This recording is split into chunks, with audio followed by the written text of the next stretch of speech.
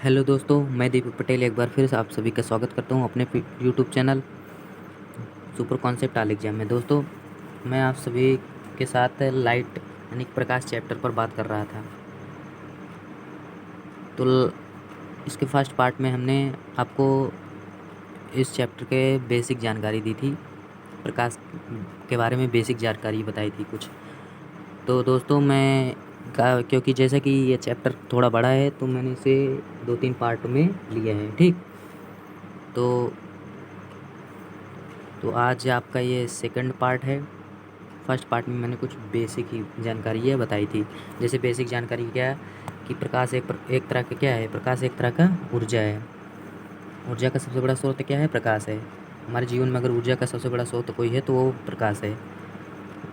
प्रकाश दो तरह की होती हैं, एक तरंग और एक कण। इसे हम द्वैध गुण भी कहते हैं, यानी कि द्वैध गुण प्रकाश दो तरह की होती हैं, एक तरंग एक और कण। तरंग जो है उसमें विद्युत चुम्बकीय तरंग होती है और अनुप्रस्थ तरंग होती हैं। कण, उसमें फोटॉन कण होते हैं। निर्वात में प्रकाश की चाल आप लोग जानते हैं 3×10⁸ मीटर प्रति सेकंड की चाल से होती है, चाल से चलती है निर्वात में। अगर चाल की मैं बात करूं तो निर्वात में सबसे ज़्यादा होती है, उसके बाद गैस में, उसके बाद लिक्विड यानी द्रव में, उसके बाद ठोस यानी सॉलिड में। मतलब अगर मेरे कहने का मतलब सबसे ज़्यादा प्रकाश कहाँ पे चलता है तो निर्वात में, उसके बाद गैस में, फिर द्रव में, फिर ठोस में। ठीक, ये आपकी कुछ बेसिक जानकारियाँ हैं। अगर मैं आपसे कहूँ कि समुद्र में प्रकाश की गहराई, समुद्र में प्रकाश कितनी, मतलब कि समुद्र में अगर आप समुद्र में जाएंगे तो प्रकाश कितने कितने अंदर तक जाने पर आपको प्रकाश मतलब प्रकाश दिखेगा, तो 200 मीटर तक। कई बार क्वेश्चन पूछा गया है। तो प्रकाश को हमारी पृथ्वी तक पहुंचने में कितना सेकंड लगता है, तो 500 सेकंड, या आप कह सकते हैं 8 मिनट 20 सेकंड लगता है। ठीक, आज हम बात करेंगे परावर्तन यानी कि रिफ्लेक्शन।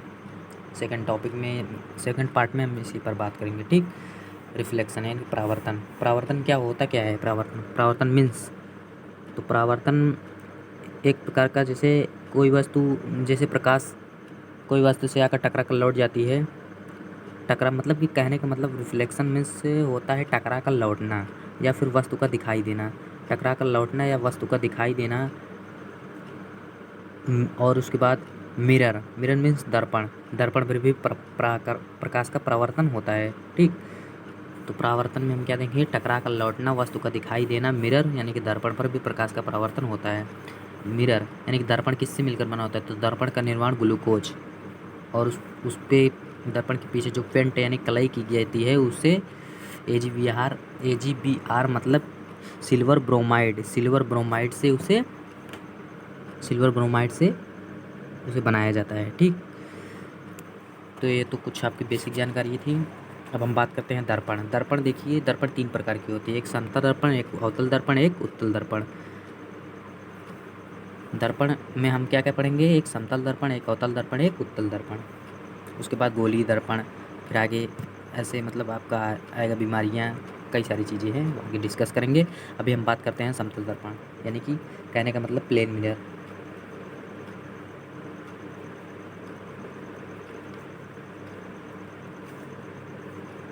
या फिर आप कह सकते हैं समतल दर्पण।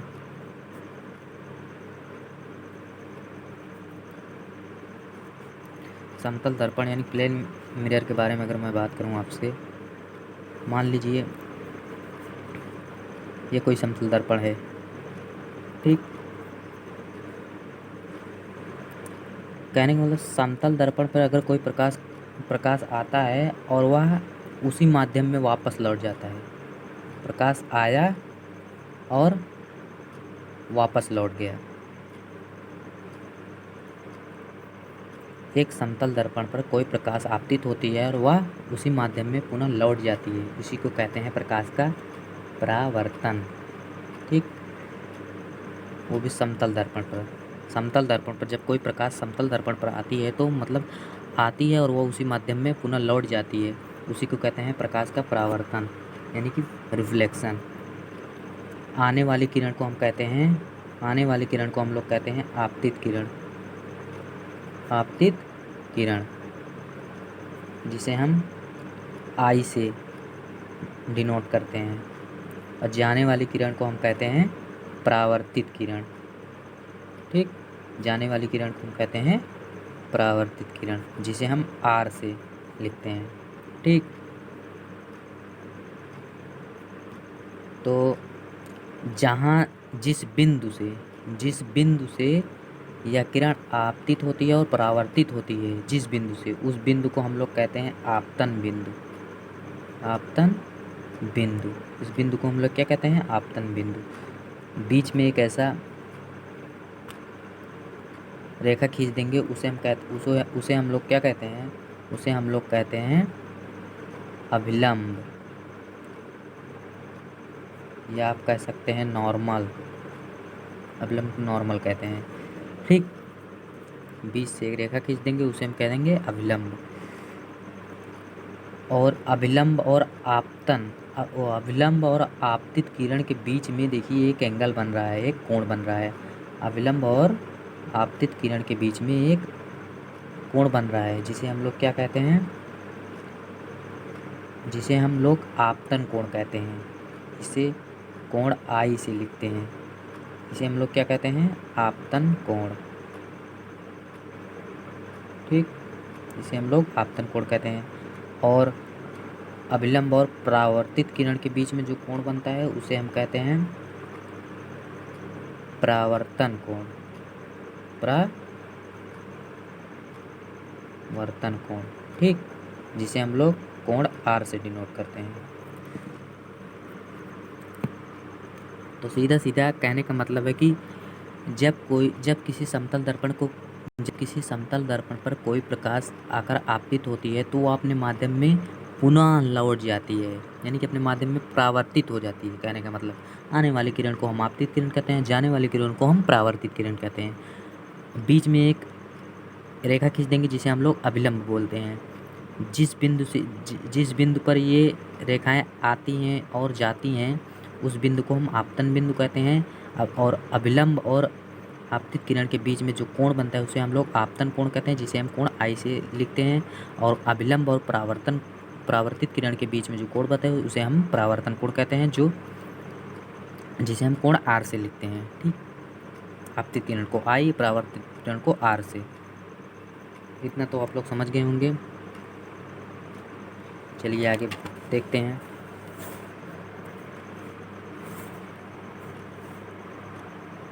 कोण का माप,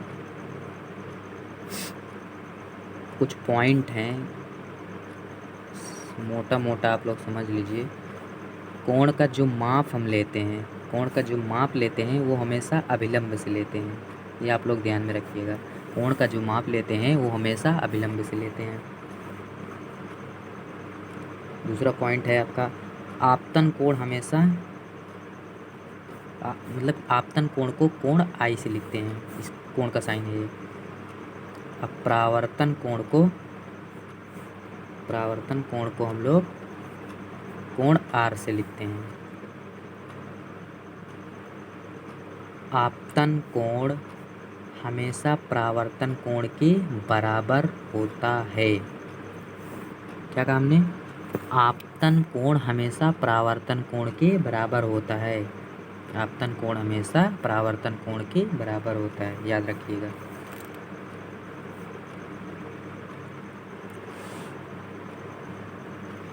एक रेखीय तल, यानी कि इस कहने का मतलब एक समतल दर्पण पर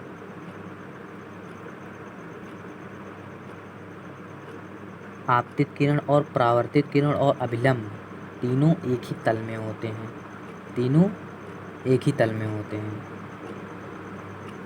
कहने का मतलब तीनों एक ही तल में होते हैं, मतलब एक ही बिंदु से होते हैं, जिसे हम लोग आपतन बिंदु बोलते हैं। ठीक, तीनों एक ही तल में होते हैं। कहने का मतलब एक रेखीय मतलब एक समतल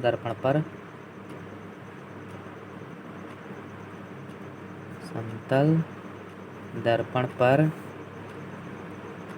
आपतित किरण I और परावर्तित किरण R और अभिलंब तीनों एक ही तल में होते हैं। ठीक,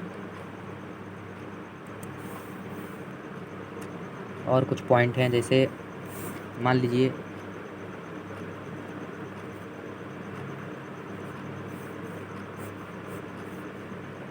लीजिए समतल दर्पण है, ठीक, ये कोई समतल दर्पण है। अगर मैं आपसे पूछूं इसका रेडियस कितना होगा, इसका रेडियस और इसकी फोकस और इसकी पावर,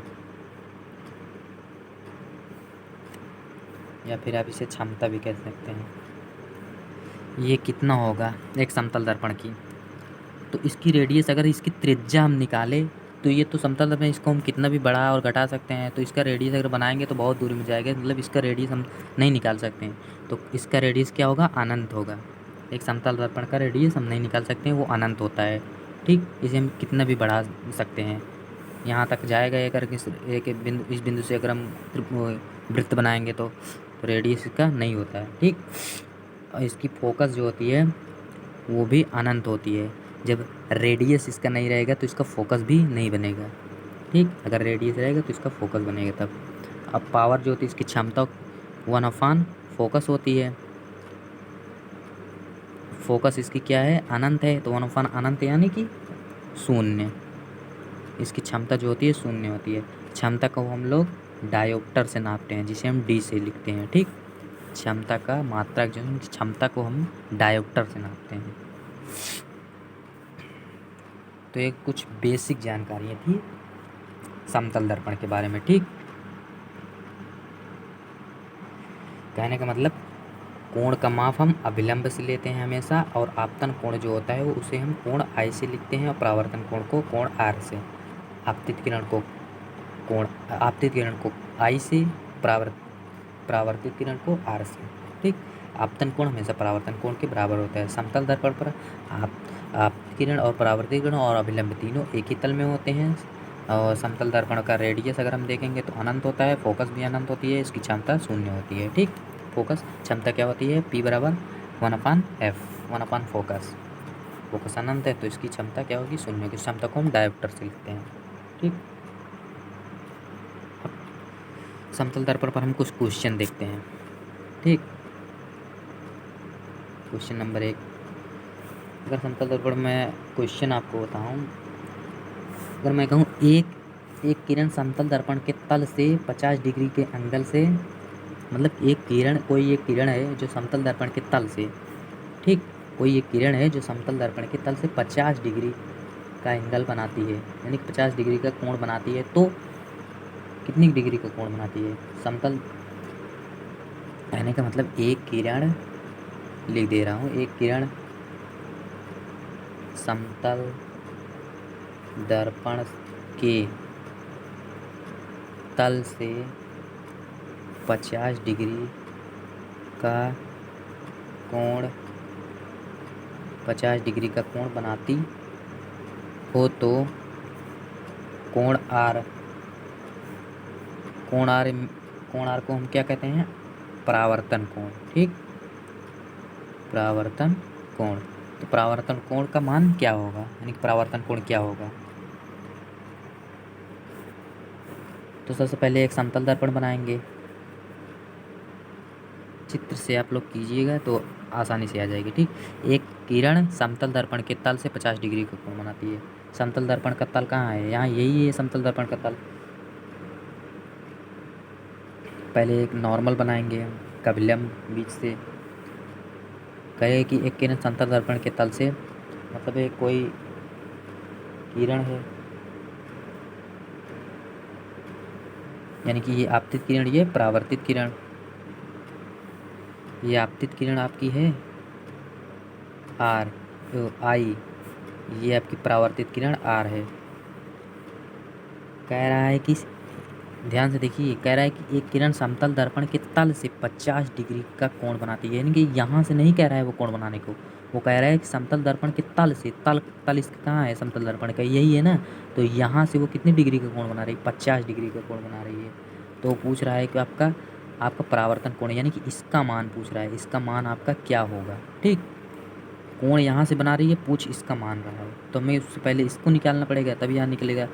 तो आप लोग देखिए यहाँ से यहाँ तक का जो कोण बन रहा है अभिलंब से, ये अभिलंब है आपका, ठीक। यहाँ से अभिलंब से और इस समतल दर्पण के तल से जो कोण बन रहा है वो 90 डिग्री बन रहा है। अगर हम 90 में अगर हम 50 डिग्री घटाएं, 50 या ये 90 पूरा बन रहा है और ये 50 है, 90 में 50 घटाएंगे तो कितना होगा, 40 डिग्री होगा, ठीक। तो 40 डिग्री हो तो इसका मान कितना आ गया, इसका मान हमारा आ गया 40 डिग्री। 50 में 40 जोड़ेंगे तो टोटल 90 हो जाएगा। चाहे वैसे कीजिए, चाहे ऐसे कीजिए, चाहे जैसे कीजिए, मतलब तो इसका मान कितना आ गया, 40 आ गया। यानी कि जो कोण आपतन कोण है वो हमारा 40 आ गया। हमने क्या यहाँ पर क्या बताया था आपको, आपतन कोण हमेशा परावर्तन कोण के बराबर होता है। तो जब आपतन कोण अगर 40 है तो परावर्तन कोण भी कितना होगा, 40 होगा। यानी कि कोण आर बराबर भी 40 डिग्री हो जाएगा। ये हमारा आंसर हो जाएगा, ठीक।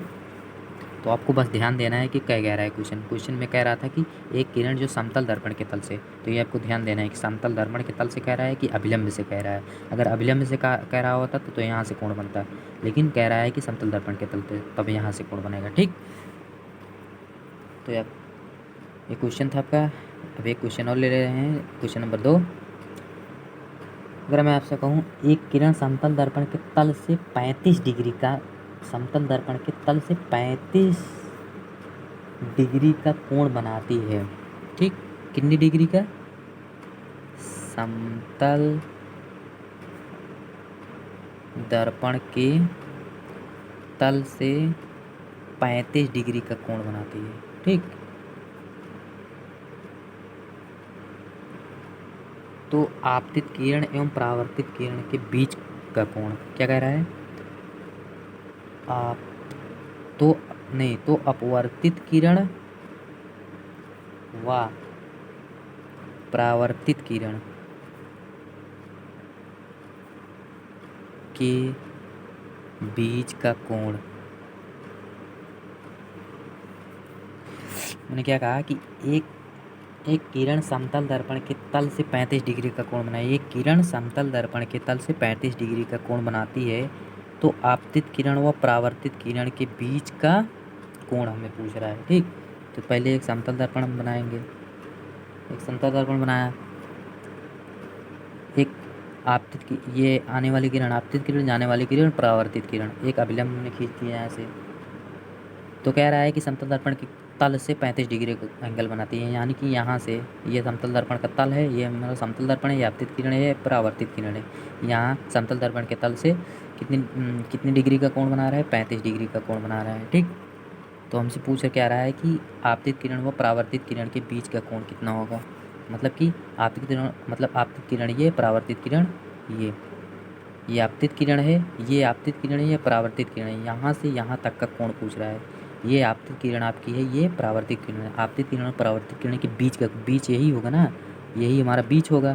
तो यहाँ से यहाँ तक का कोण पूछ रहा है। तो उसके लिए पहले हमें आपतन कोण निकालना होगा, फिर परावर्तन कोण निकालना होगा। तब यहाँ का टोटल इक्वल कर देंगे तो आ जाएगा हमारा पूरे बीच का कोण, ठीक। तो उसको कैसे निकालेंगे, टोटल यहाँ से हमारा कितना है, 90 डिग्री का एंगल है अभिलंब से, और यहाँ समतल दर्पण के तल से कोण कितना है, 90 डिग्री। तो ये 90 डिग्री है, और टोटल हमारा ये कितना माइनस करेंगे इसमें 35, इसमें 35 माइनस करेंगे तो कितना आ जाएगा, 55 आ जाएगा, ठीक। तो यहाँ ये कोण हमारा कितना आ गया, 55 डिग्री आ गया। जब ये 55 है तो आपतन कोण हमेशा परावर्तन कोण के बराबर होता है, तो ये भी 55 हो जाएगा। 55 में हम 55 जोड़ देंगे तो हमारा कितना आ जाएगा, हमारा टोटल आ जाएगा 110, ठीक, 110 डिग्री। यानी कि आपतन कोण और परावर्तन कोण, यानी कि यहाँ से यहाँ तक का जो हमारा कोण आएगा वो 110 डिग्री आ जाएगा। ये हमारा आंसर हो जाएगा, ठीक। तो आपको ध्यान देना है कि बस कह रहा है क्वेश्चन में हमने कहा कि आपतन कोण हुआ, परावर्तन मतलब आपतित किरण व परावर्तित किरण के बीच का कोण है, तो बीच का कोण यहाँ से यहाँ तक होगा, ठीक।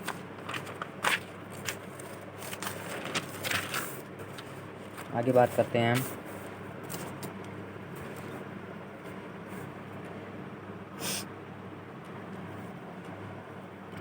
कुछ नोट,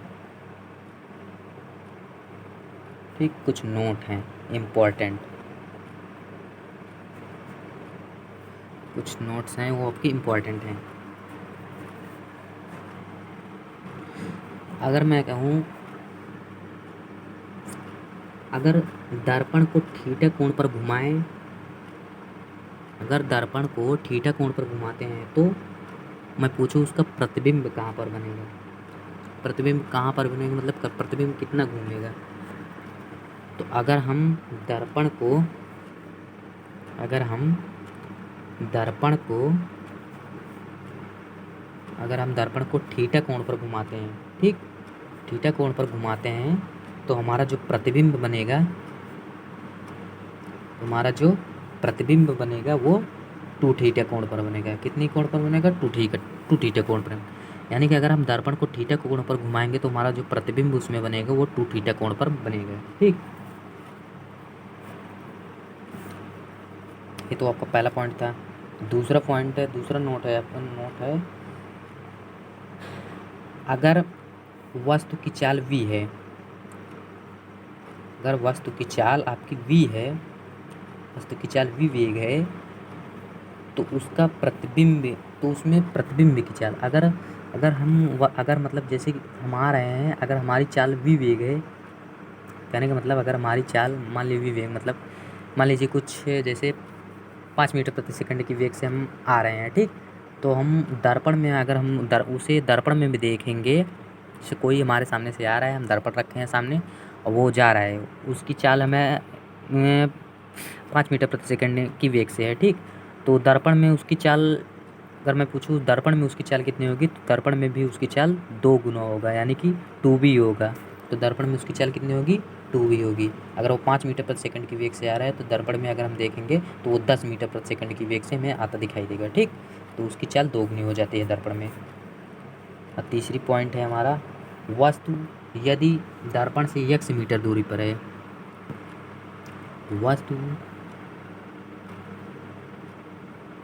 वस्तु यदि दर्पण से x मीटर दूरी पर है तो दर्पण के अंदर जो उसका प्रतिबिंब बनेगा,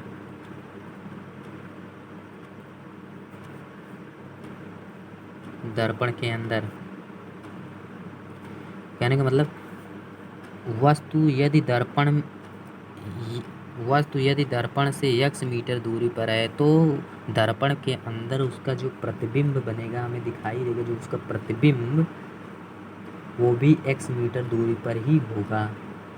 दर्पण के अंदर भी उसका प्रतिबिंब x मीटर दूरी पर होगा, x मीटर दूरी पर होगा,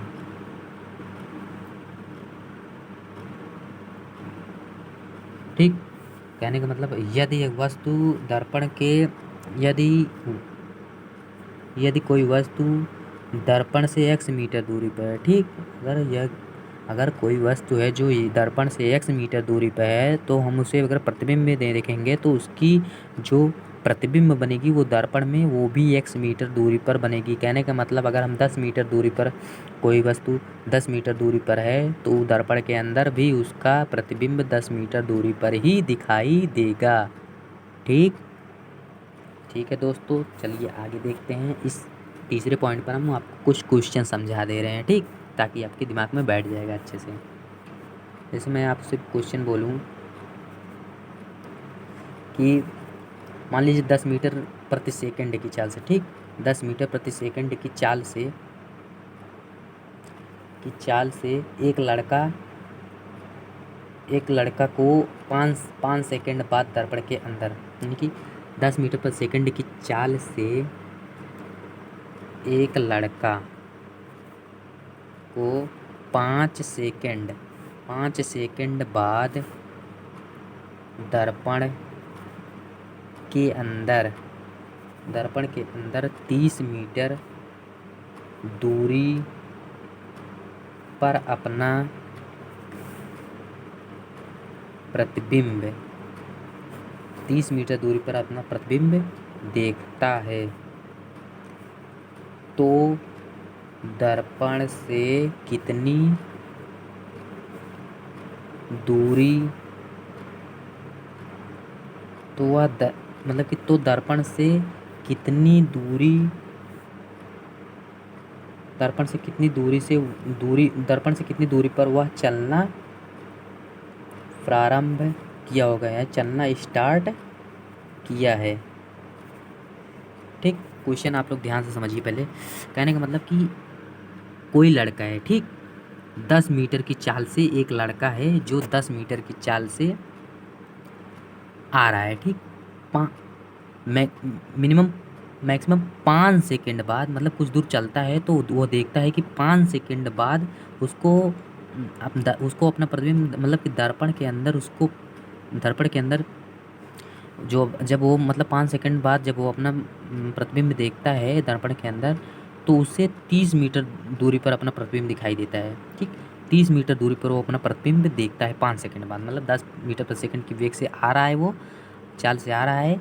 और लड़का जब क्या कहता है कि वो लड़का जब प्रतिबिंब के अंदर 5 सेकंड बाद जब लड़का देखता है प्रतिबिंब के अंदर, तो उसे अपना प्रतिबिंब 30 मीटर दूरी पर दिखाई देता है। ठीक, 30 मीटर दूरी पर दिखाई देता है।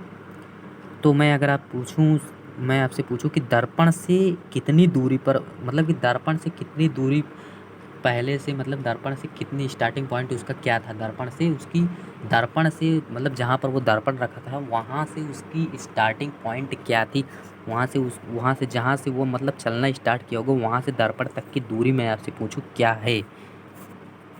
चलिए,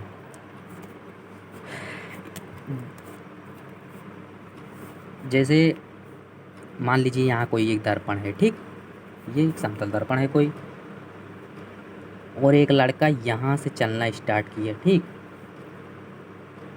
स्टार्टिंग पॉइंट इसकी यहाँ से है, यहाँ से चलना स्टार्ट किया, मान लीजिए यहाँ तक वो आया, ठीक, लड़का यहाँ तक आया, टाइम कितना लिया उसने, 5 सेकेंड, ठीक। अब चाल उसकी क्या थी, 10 मीटर प्रति सेकेंड, 10 मीटर प्रति सेकेंड। तो मैं अगर पूछूं तो मतलब कि यहाँ से, कहने का मतलब यहाँ से यहाँ तक की दूरी उसने तय की है 10 मीटर प्रति सेकंड की वेग से चला, और जो उसकी टाइमिंग थी वो 5 सेकंड, यानी कि यहाँ वो चलना यहाँ से स्टार्ट किया, यहाँ पर जब वो पहुँचा 5 सेकंड बाद यहाँ जब पहुँचा उसने क्या देखा कि दर्पण के अंदर मतलब लड़कों जो यहाँ देखा, दर्पण के अंदर उसका प्रतिबिंब यहाँ नज़र आया। तो यहाँ से क्या कह रहा हूँ, यहाँ से जब वो दर्पण के अंदर देखता है, क्या कहा कि दर्पण के अंदर, पॉइंट समझिए, दर्पण के अंदर ने क्या कहा, दर्पण के अंदर जब यहाँ से 5 सेकंड बाद वह देखता है, यहाँ से खड़े होकर लगता है, जब वो देखता है दर्पण के अंदर उसका जो प्रतिबिंब नज़र आ रहा है, दर्पण के अंदर ने क्या कहा, दर्पण के अंदर, दर्पण से बाहर नहीं, दर्पण के अंदर जब वो देखता है तो उसका प्रतिबिंब उसे 30 मीटर दूरी पर दिखाई देता है। कितनी दूरी पर, 30 मीटर, मतलब कि दर्पण से जब यहाँ तक की दूरी देखता है उससे 30 मीटर दूरी पर अपना प्रतिबिंब यहाँ पर नज़र आता है, ठीक। तो जब यहाँ से यहाँ तक की दूरी 30 मीटर है, तो हमने क्या कहा था कि अगर दर्पण के अंदर कोई वस्तु 30 मीटर दूरी पर है तो दर्पण के बाहर भी वो वस्तु 30 मीटर दूरी पर होगा। अगर दर्पण, हमने क्या कहा था, यदि वस्तु दर्पण से x मीटर दूरी पर है, ठीक, वस्तु x मीटर दूरी पर दर्पण से है, तो प्रतिबिंब के अंदर भी उसकी प्रतिबिंब, मतलब दर्पण के अंदर उसकी प्रतिबिंब जो बनेगी 30 मीटर। अगर दर्पण के अंदर 30 मीटर दूरी पर उसे अपना प्रतिबिंब दिखाई दे रहा है, तो दर्पण के बाहर भी भाई साहब 30 मीटर दूरी पर ही तो होगा।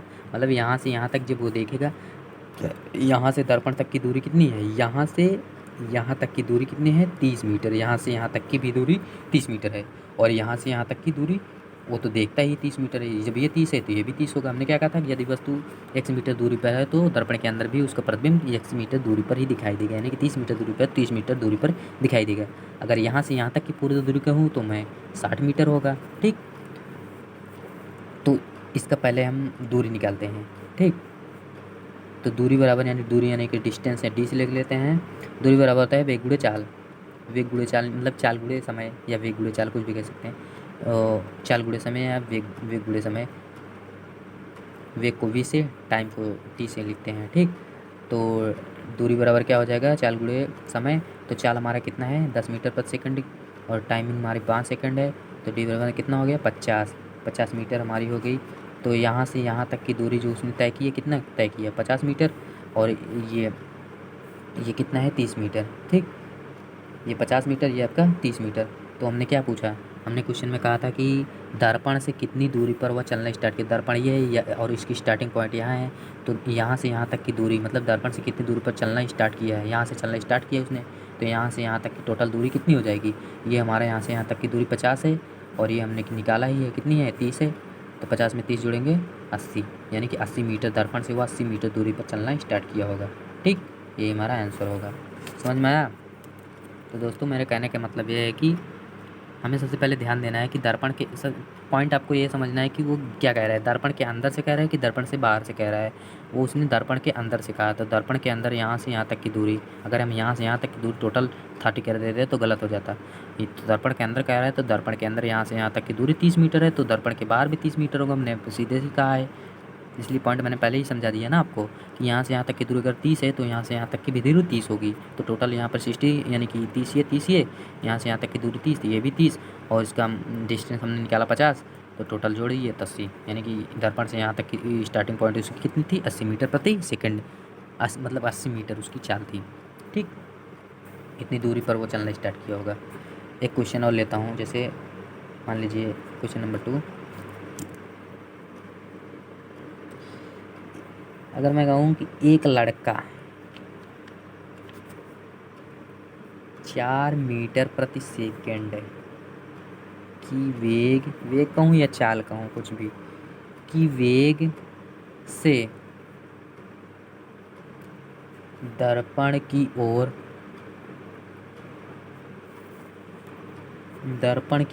जा रहा है, दर्पण की ओर जा रहा है, और 8 सेकंड बाद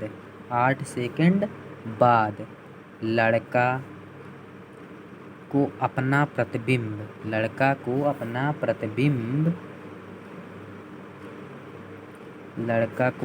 प्रतिबिंब 20 मीटर गहराई पर दिखाई देता है, तो शुरुआत में लड़का व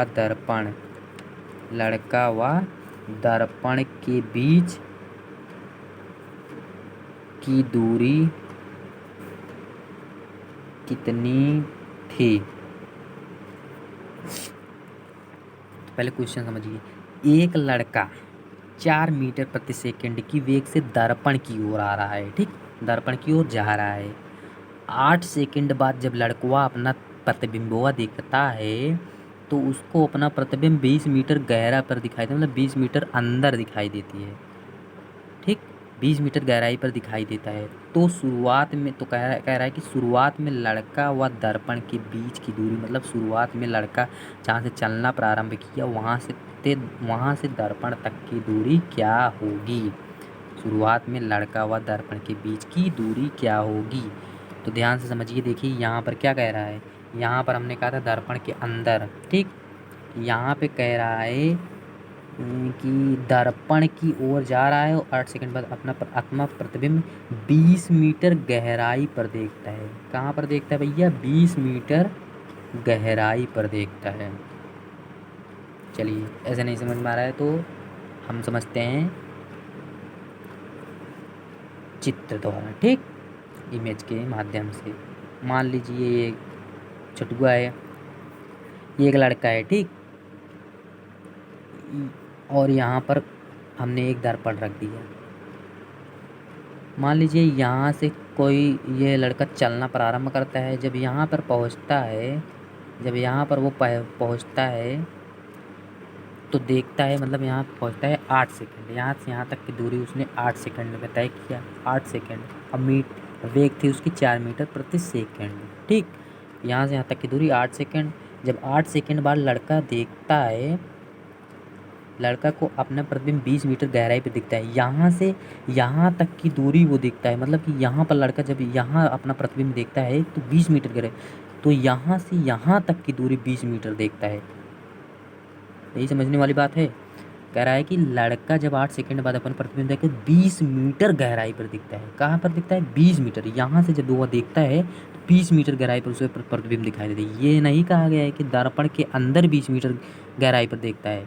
हमने क्या कहा कि 8 सेकंड बाद लड़का अपना प्रतिबिंब 20 जहाँ पर खड़ा है वहाँ 8 सेकंड तक जहाँ पर उसने दूरी तय किया वहाँ से 8 सेकंड बाद जब वहाँ से देखता है वो, तो उसे 20 मीटर गहराई पर दिखता है। दर्पण के अंदर और बाहर जहाँ पर खड़ा है वो, वहाँ से वहाँ तक की दूरी टोटल उसने 20 मीटर दूरी पर अपने प्रतिबिंब दिखाई देता है।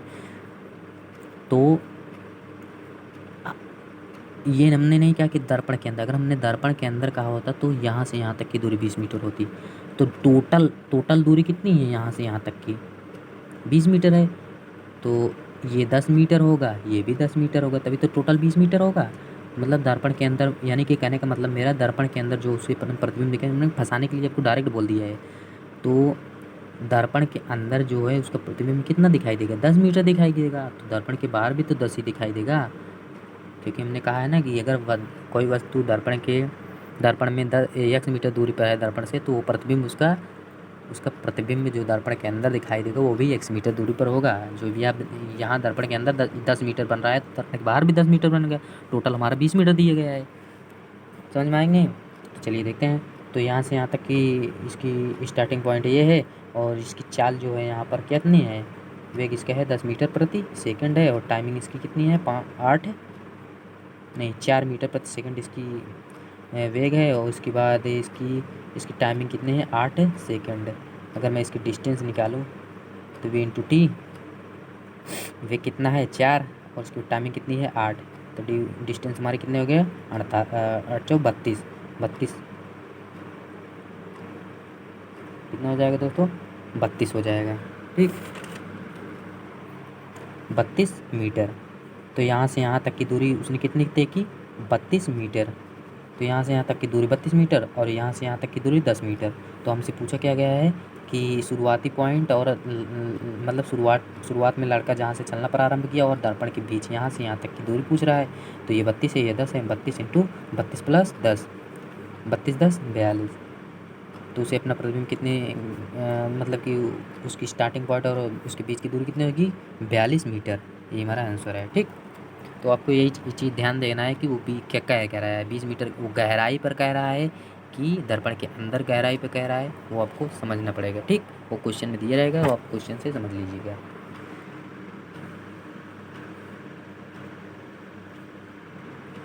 चलिए और कुछ पॉइंट हैं, देखते हैं। पॉइंट नंबर कौन से पॉइंट, कितने पॉइंट पर थे? पॉइंट नंबर 3 तक बताया था ना। चलिए अगला पॉइंट देते हैं, पॉइंट नंबर 4। पॉइंट नंबर हमारा 4 क्या है? हमें, जैसे मैं आपसे कहूँ, अगर हमें अपना पूरा प्रतिबिंब, मतलब हमें अपना पूरा शरीर देखना है। ठीक, पूरा शरीर, दर्पण में हमें अपना पूरा शरीर देखना है। तो मैं कितना लंबा शीशा लूँगा कि मुझे दर्पण में अपना पूरा प्रतिबिंब नज़र आ जाए। अगर मुझे अपना पूरा शरीर देखना है, ठीक, अगर मुझे अपना पूरा शरीर देखना है तो हमें कितना लंबा हमें दर्पण लेना पड़ेगा? तो हमें 1/2, यानी कि आधा, हमें अपने लंबाई का आधा दर्पण लेना पड़ेगा। ठीक, हमें अपने लंबाई का आधा दर्पण लेने का,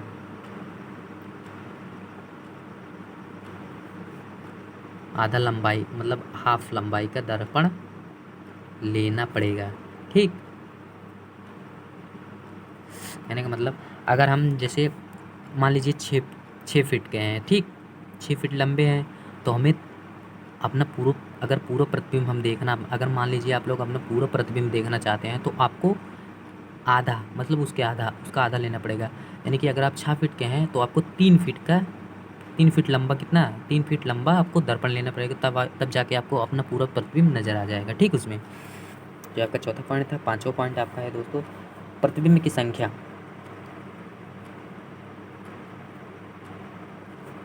प्रतिबिंब की संख्या पूछ लेता है कभी कभी, प्रतिबिंब की संख्या कितनी है। तो प्रतिबिंब की, अगर इसका एक छोटा सा पॉइंट है, याद कर लीजिए, 360 डिग्री बटे थीटा, 360 अंश बटे थीटा। प्रतिबिंब की संख्या निकालने का है 360 अंश बटे थीटा। और एक चीज़ इसमें ध्यान दीजिए, अगर मान लीजिए 360 में थीटा से हम भाग देते हैं, 360 में थीटा का मान रखकर अगर हम भाग देते हैं जब, तो भागफल अगर हमारा इवन मतलब सम, अगर भागफल आपका सम आ जाए तो उसमें एक घटा देंगे। उसमें क्या करेंगे? एक घटा देंगे। अगर आपका भागफल कितना इवन आ जाएगा तो एक घटा देंगे। ठीक, सम के लिए अगर आपका भागफल आपका अगर इवन आ जाए, भागफल पर अगर भागफल आपका इवन यानी सम आता है तो एक उसमें घटा देंगे। और अगर भाग देने पर आपका ऑड आ जाए, भागफल अगर ऑड आ जाए, ठीक, ऑड मीन्स विषम, अगर आपका विषम आ जाए तो हम उसमें कोई चेंजिंग नहीं करेंगे, नो चेंज।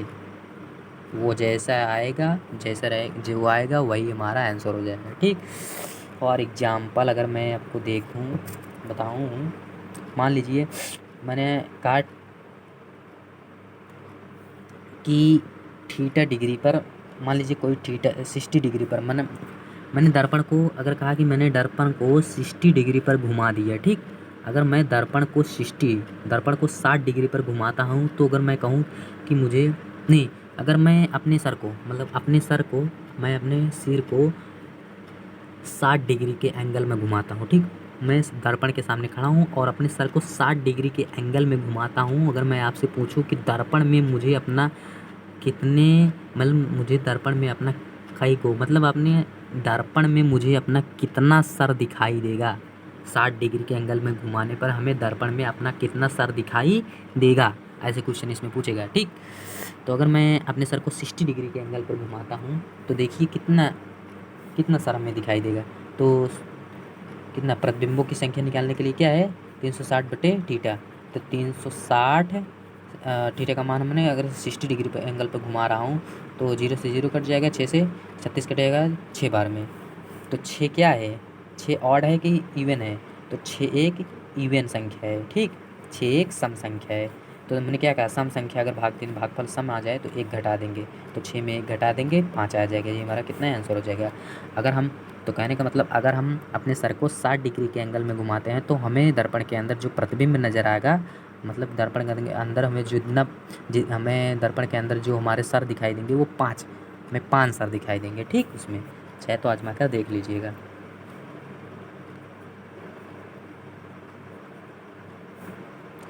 ठीक है, अगला एग्जांपल देखते हैं। मान लीजिए अगर मैं कहूँ कि मैं अपने सर को 40 डिग्री के एंगल पर घुमाता हूँ तब हमें कितना सर दिखाई देगा। तो ऐसे कर लीजिए, 360 बटे थीटा, 360 में हम 40 से भाग देंगे, 0 से 0 कट जाएगा, 4 से 36 काटेंगे, 9 बार में कटेगा। तो 9 हमारा क्या है, 9 हमारा ऑड है कि विषम, तो 9 हमारा एक ऑड संख्या है, यानी कि 9 हमारा एक विषम संख्या है। ठीक, भागफल मेरा कितना ऑड आ गया। हमने क्या कहा, अगर ऑड आ जाएगा तो उसमें नो चेंजिंग होगी। तो 9 एक विषम संख्या है तो नो चेंज होगा। तो हमें प्रतिबिंब उसमें कितना दिखाई देगा, 40 डिग्री पर एंगल घुमाने पर 9, तो 9 सर हमारा दिखाई देगा उसमें। ठीक, अगला एग्जाम्पल देखते हैं। मान लीजिए अगर हमने कहा कि 50 डिग्री के एंगल पर घुमाने पर, तो अगर हमने अपने सर को 50 डिग्री के एंगल पर घुमा दिया, तो 50 डिग्री के एंगल पर घुमाने के लिए 360 बटे थीटा, तो 360 में अगर हम थीटा से भाग दें, थीटा यानी कि 50 से भाग देंगे तो कट जाएगा। तो इसमें हम भाग देंगे 36 से, तो हमारा लगभग 7.2 के आसपास आएगा। ठीक, तो ये तो पूर्ण संख्या, मतलब अपूर्ण संख्या है, पूर्ण नहीं है। तो हमारा पूर्ण क्या है इसमें, पूर्ण 7 हमारा पूर्ण संख्या है, तो हमें जो पूर्ण संख्या है वही ले लेंगे। ठीक, पूर्णांक हमारा कितना है, 7 है, तो 7 हमारा पूर्णांक यही हम ले लेंगे। ठीक, अगर पॉइंट में आएगा तो जो पूर्णांक है उसे ले लेते हैं। तो पूर्णांक 7 है, तो 7 क्या है, एक विषम संख्या है। ठीक, 7 एक ऑड संख्या है, विषम संख्या है, तो विषम संख्या में नो चेंजिंग, तो 7 को सर हमारा दिखाई देगा और 50 डिग्री के एंगल पर घुमाएंगे। ठीक, एग्जाम्पल अगला देख लीजिए। जैसे अगर हम कभी कभी पूछ लेता है कि अगर हम थीटा को 0 डिग्री एंगल पर घुमा दें तब क्या होगा, फिर बताओ, अगर 0 डिग्री के एंगल घुमाई देती तब का, तो भाई साहब ये होगा 360 बटे 0, 0 से हम काटेंगे तो टोटल हमारा कितना आ जाएगा,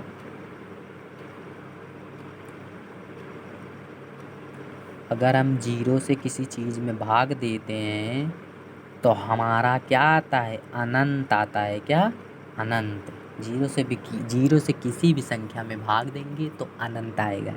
अगर हम अपने सर्वा को 0 डिग्री के एंगल में घुमाएंगे तो हमें प्रतिबिंब में अगर हम देखेंगे तो हमारा अनंत सर दिखाई देगा, हम गिन नहीं पाएंगे। ठीक, बहुत सारा सर दिखाई देगा। चलिए, तो ये 5वां था। तो छठा पॉइंट हमारा क्या है, पारदर्शी। पारदर्शी यानी कि पेरिस्कोप। क्वेश्चन पूछता है कभी कभी पेरिस्कोप में, पूछता है कि पेरिस्कोप, क्वेश्चन इसमें क्या पूछता है कि पेरिस्कोप जो होती है, पेरिस्कोप जानते हैं क्या है, किसे कहते हैं। पेरिस्कोप का प्रयोग जैसे पनडुब्बियों को देखने के लिए, पनडुब्बियाँ जो बाहर, यानी पनडुब्बी मतलब जहाज जो बाहर होती हैं उसे देखने के लिए इसका प्रयोग किया जाता है। ठीक, पेरिस्कोप का। तो पारदर्शी यानी पेरिस्कोप में दर्पण 90 डिग्री पर न लगाकर 45 डिग्री पर लगाया जाता है। क्यों? ठीक, पेरिस्कोप में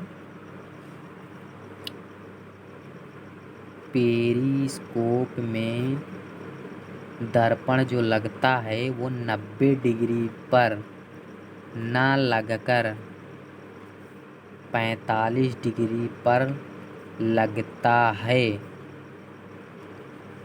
क्या कह रहा हूँ कि पेरिस्कोप जो है उसमें दर्पण जो है 90 डिग्री पर न लगकर 45 डिग्री पर लगता है। चलिए देखते हैं एग्जाम्पल पर, मतलब एग्जाम्पल से कैसे लगता है। मान लीजिए पानी है, ठीक, और यहाँ पर ये मान लीजिए ये पनडुब्बी है। ठीक, ये पनडुब्बी है। पनडुब्बी मीन्स पानी का जहाज है, यहाँ पर है वो। और यहाँ पर पेरिस्कोप मतलब अंदर के साइड में पेरिस्कोप है। तो ये ऐसे करके रहता है। यहाँ पर खुला रहेगा मतलब, और ये बाहर साइड निकला रहेगा, और ये ऐसे रहेगा और ये ऐसे रहेगा, और यहाँ पे एक आदमी रहेगा। ठीक, एक आदमी रहेगा, यहाँ से देखता रहेगा। ठीक, तो दर्पण यहाँ पर लगता है। तो दर्पण कैसे लगेगा इसमें,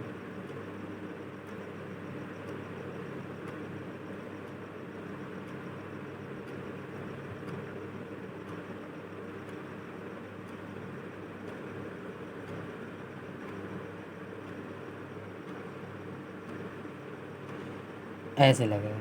ठीक, दर्पण उससे ऐसे लगेगा।